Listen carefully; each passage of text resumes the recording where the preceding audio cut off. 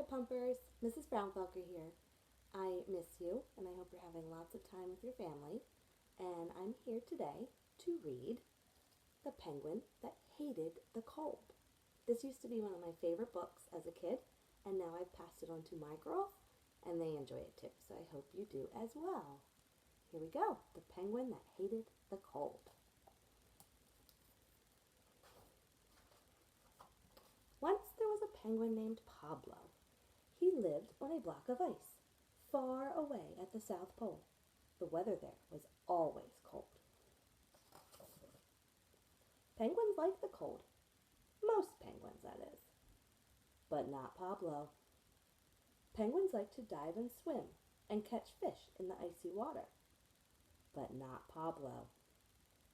Pablo was the only penguin on his block who hated the cold. Look, he's making a fire. How cute is that? All the other penguins went skiing and ice skating, or they played all day in the snow at the beach. But not Pablo. Pablo stayed inside, close to the hot stove. He kept his flippers warm and his feathers warm. Cold weather, said Pablo, is for the birds. The other birds, not me. One day, Pablo said to himself, "It is silly to be chilly. I will go where I can be warm all the time." He put on his skis and packed his stove on his back. "So long, you birds," he said to the other penguins. "Wish me luck."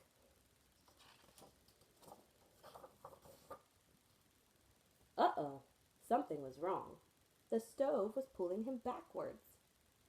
Pablo was going the wrong way. Down the hill he went, faster and faster. He was sliding straight toward a cliff. Uh-oh. Suddenly, Pablo was hanging upside down. His skis had caught on the icy cliffs. Now that was not such a good idea, said the other penguins. Poor Pablo was frozen stiff. They had to carry him home to his igloo. There they held him under a hot shower until he could walk again. Silly book. The next day, Pablo had another idea. He put hot water bags on his feet and under his coat. He put them around his neck. "So long, you birds," said Pablo. "This time, nothing can go wrong." But something did. When Pablo stopped to look at his map, the hot water bags melted the snow.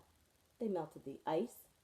Pablo sank and sank and sank down into the ice-cold water. "Poor Pablo," said the other penguins. "He will never get anywhere." When they pulled him out, he was frozen in a block of ice, and that was the way they carried him home. But Pablo's hot stove soon melted the ice. They put him right on top. Next day, Pablo said, "Now I have an idea that will really work. I will go by boat." He got a saw and cut a boat out of the ice under his igloo. Inside the igloo, everything was ready for the big trip. His stove was in place, his tub was in place. He was all set to go. All the penguins on the block came to say goodbye. Then Pablo pulled up his sail and off he went. His boat sailed on and on, through snow and fog, past mountains of ice. Day after day, night after night, Pablo sailed on. Then one morning he woke up to find that the sun was shining. "Hot weather at last! I made it!" cried Pablo. He took off his warm clothes. He lay down in the warm sunshine. "Oh boy," Pablo said, "this is the life." But Pablo spoke too soon. The hot sun started to melt his house. Then it began to melt his boat. Soon Pablo was floating on a little piece of ice. He jumped into the tub. That was pretty smart. But there was a hole in the bottom of the tub. Water began to run in. Pablo had to pour it out as fast as he could. Quickly, he put the shower pipe in the hole. The water began to splash out of the shower. See it? Suddenly, the tub started to go full speed ahead. Far away, Pablo saw land and trees way over there.